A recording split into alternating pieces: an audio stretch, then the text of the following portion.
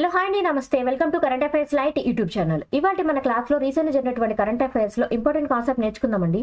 మీకు కనుక మా ఛానల్లో ఉన్నటువంటి వీడియోస్ అండ్ ఎక్స్ప్లెనేషన్ నచ్చినట్లయితే మా ఛానల్ లైక్ చేయండి, షేర్ చేయండి అండ్ సబ్స్క్రైబ్ చేయండి. Welcome to current affairs light YouTube channel. ఇవాళ మన కాన్సెప్ట్ వచ్చేసి సునీత విలియమ్స్ గారు రీసెంట్గా స్పేస్ వాకింగ్ రికార్డ్ ఏదైతే ఉందో ప్రీవియస్గా ఉన్నటువంటి వేరే వాళ్ళ రికార్డ్ అనేది బ్రేక్ చేయడం జరిగింది ఆమె అంతరిక్షంలో నడవటం ద్వారా. సో సునీత విలియమ్స్ గారు ఆల్రెడీ చాలా కాలం నుంచి అంతరిక్షంలో ఉండిపోయి ఏదైతే స్పేస్ షటిల్ ఉందో అక్కడ ఉంటున్నారు అనమాట. అక్కడ రష్యాకి సంబంధించినటువంటి స్పేస్ స్టేషన్లో. అండ్ ఇప్పుడు ఆమె లేడీస్లోనే, ఆడవాళ్ళలోనే ఫీమేల్ ఆస్ట్రోనాట్స్ ఎవరైతే ఉంటారో వాళ్ళకి సంబంధించినటువంటి స్పేస్ వాకింగ్ టైం అనమాట. అంటే అంతరిక్షంలో ఎక్కువసేపు నడిచినటువంటి వ్యక్తిగా ఉన్నటువంటి ఆడవాళ్ళలో ఈమె ప్రథమంగా నిలిచారనమాట. ఇంతకు ముందు ఉన్నటువంటి రికార్డ్ అనేది తీసుకున్నారమ్మా.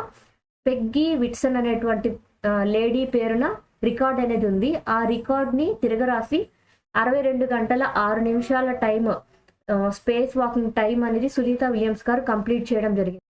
Williams and Butch Wilmore. So వీళ్ళ ఇద్దరూ కలిసి నియర్లీ 5 గంటల 26 నిమిషాల పాటు స్పేస్ వాకింగ్ చేయడం ద్వారా ఈ యొక్క రికార్డ్ అనేది బ్రేక్ చేయడం జరిగింది అనమాట సునీత విలియమ్స్ గారు. ఎందుకోసం అంటే అక్కడ హార్డ్వేర్లో ఏర్పడినటువంటి ప్రాబ్లం ఏదైతే ఉందో దాన్ని క్లియర్ చేయడానికి వాళ్ళు ఇంతసేపు స్పేస్ వాకింగ్ అనేది చేయడం జరిగింది. అండ్ వీళ్ళు సునీత విలియమ్స్ గారు 59 అనమాట. ఆమె నాసాస్కి సంబంధించినటువంటి స్పేస్ వాకింగ్ లిస్ట్లో ఆ 4th పొజిషన్లో రావడం జరిగింది. సో ఇప్పుడైతే లేడీస్ పరంగా ఫిమేల్ ఆస్ట్రోనాట్స్లో highest time space walking time record అనేది సునీత విలియమ్స్ గారి పేరు మీదకి రావడం జరిగింది. సో నీతి ఆయోగ్ సంబంధించినటువంటి ఒక వర్క్షాప్ అనేది రీసెంట్గా జైపూర్లో జరిగిందనమాట. అండ్ నీతి ఆయోగ్ వాళ్ళు నిర్వహిస్తున్నారంటే అది మనకి ఎగ్జామ్ పాయింట్ ఆఫ్ లో చాలా ఇంపార్టెంట్. ఎందుకోసం ఇటువంటిది అనేది కూడా తెలుసుకోవాలి. సో ఈ వర్క్షాప్ ఎందుకోసం అంటే సర్క్యులర్ ఎకానమీ కోసం అనమాట. ఏంటి సర్క్యులర్ ఎకానమీ అనేది కూడా మనకి ఇంపార్టెంటే. సో ఇక్కడ నీతి ఆయోగ్ వాళ్ళు నిర్వహించినటువంటి వర్క్షాప్ సర్క్యులర్ ఎకానమీ ఏదైతే ఉందో అది మెయిన్గా ఎందుకోసం అంటే end of life of vehicles and దాంతోపాటు end of life of tyres అనమాట.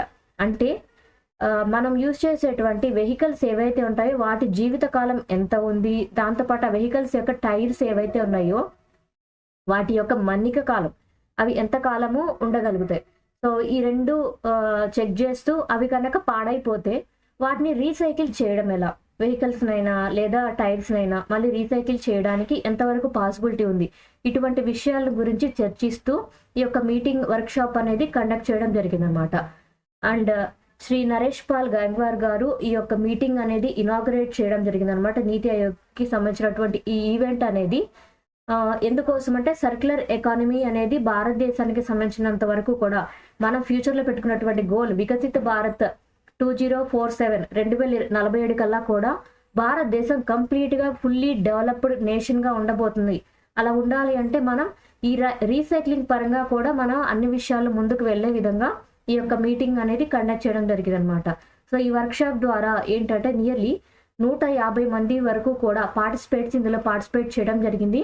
దీనికోసం ఎటువంటి విధి విధానాలు ఆచరించాలి, కొత్త టెక్నాలజీస్ ఏ విధంగా తీసుకొని రావాలి, అండ్ ఏదన్నా సెక్టోరల్ పరంగా కొత్తగా ఏదైనా నియమాలని మార్చాలా, ఇటువంటి అన్ని విషయాల గురించి కూడా ఈ యొక్క వర్క్షాప్ ఏదైతే ఉందో దానిలో చర్చించారనమాట. సో నీతి ఆయోగ్ వాళ్ళు ఈ యొక్క సర్క్యులర్ ఎకానమీకి సంబంధించినటువంటి మీటింగ్ ఏదైతే ఉందో అది రీసెంట్గా ఎక్కడ నిర్వహించారంటే జైపూర్లో నిర్వహించడం జరిగింది. సో నీతి ఆయోగ్ వాళ్ళు నిర్వహించారు కాబట్టి సర్క్యులర్ ఎకానమీ అనే పాయింట్ ఇంపార్టెంట్. అండ్ దాంతోపాటు ఈ సర్క్యులర్ ఎకానమీ అంటే ఏంటి, ఈ మీటింగ్ ఎక్కడ జరిగింది, ఇటువంటి పాయింట్స్ మనకి ఎగ్జామ్ పాయింట్ ఆఫ్ వ్యూలో very very very important.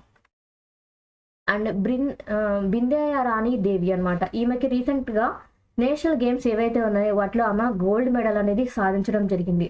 So weight lifting పరంగా ఫస్ట్లో ఆమె కొంత వెనక అయినప్పటికీ కూడా తర్వాత నెక్స్ట్ లెవెల్లో అంటే ఫైనల్ లెవెల్లో ఆమె 88 అంటే 85 కేజీల లిఫ్టింగ్ చేయడం ద్వారా ఫైనల్ అటెంప్ట్లో నేషనల్ రికార్డ్ అనేది సాధించింది.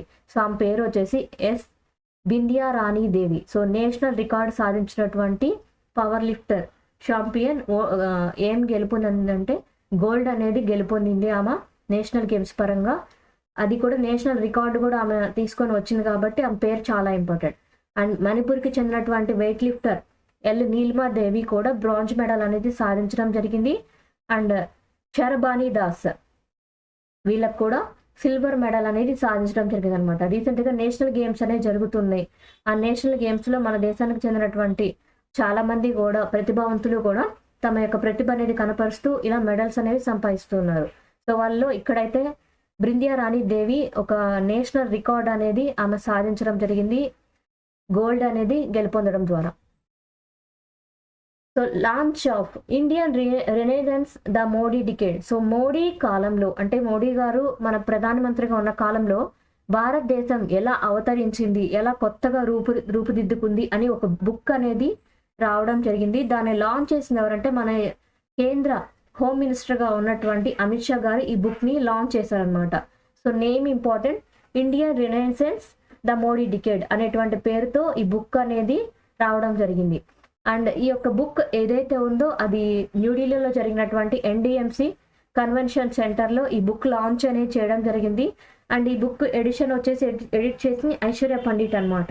అండ్ దీనిలో ఏంటంటే నియర్లీ 27 వరకు కూడా ఆథర్స్ యొక్క సహాయంతో ఎస్సేస్ అనేవి రూపుదిద్దుకొని 2014 టైం నుంచి 2024 లోపల, అంటే మోడీ టైంలో ఆయన యొక్క పీరియడ్లో ఎంతవరకు భారతదేశంలో ట్రాన్స్ఫర్మేషన్ అనేది వచ్చింది అనేటువంటిది ఈ యొక్క బుక్లో బాగా విశదీకరించారనమాట.